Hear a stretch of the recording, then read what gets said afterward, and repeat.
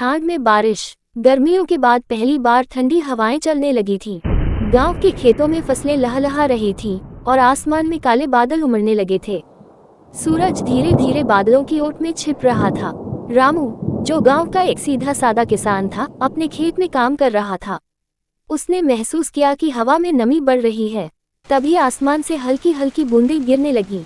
वह खुशी से चिल्लाया, अरे, बारिश आ गई।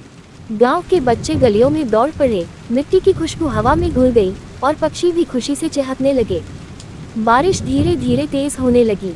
रामू ने जल्दी से अपनी बैलगाड़ी की ओर दौड़ लगाई, लेकिन तभी एक ठंडी हवा का झोंका आया और वह ठिठुर गया। ठंड बढ़ने लगी थी। बारिश अब तेज हो चुकी थी। ठंडी हवाओं और भीगते कपड़ों से रामू कांपने लगा।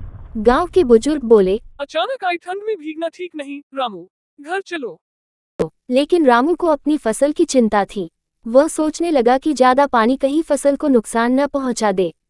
गांव की औरतें अपने घरों में गर्म चाय बना रही थीं। बच्चे कागज की नावें पानी में तैरा रहे थे, लेकिन रामू अपने खेत की रखवाली में डटा रहा।